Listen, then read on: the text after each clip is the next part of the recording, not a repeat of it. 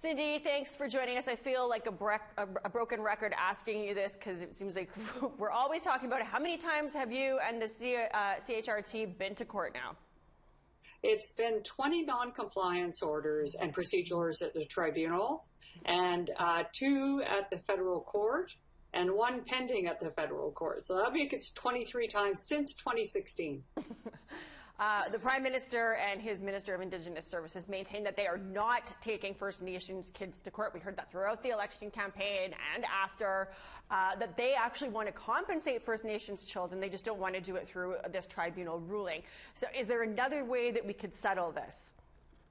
Well, I think, in regards to the first comment, when we look at what would have happened if Canada would have won that judicial review, then no one would have been compensated a penny. That's what they were seeking, no compensation. Wasn't clarification, it was zero compensation they were after.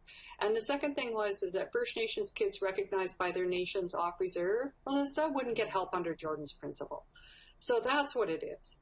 What they can do to settle it is actually comply with the law. It's what all the rest of us would have to do. This is their own courts telling them that they have to stop this discrimination and treat the children and their families fairly. So that's what they have to do. If the federal government decides to appeal, where does it go? How much further can it even go, really, at this point? We're 23 times in court. I don't know. What do you keep doing?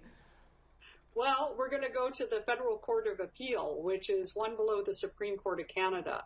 And we will definitely meet them there. And I feel very confident that the children are going to win again. The thing is, the truth is powerful, Melissa. That's why the kids keep winning, and with the prayers of everyone across the country. It's simply the right thing to do is to treat this generation of kids fairly and stop discriminating against them.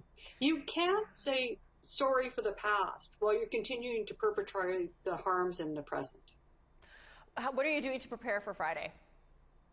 Well, we always do a bit of read up and kind of also a spiritual preparation, because I really believe that this case is spiritually guided. I think that's why the kids have been so successful, is all the people at the grassroots community across the country just in their own way providing support and prayer. And I think that really matters. And I really hope that people will. And then we'll see them in court. And I'm disappointed, but it's predictable.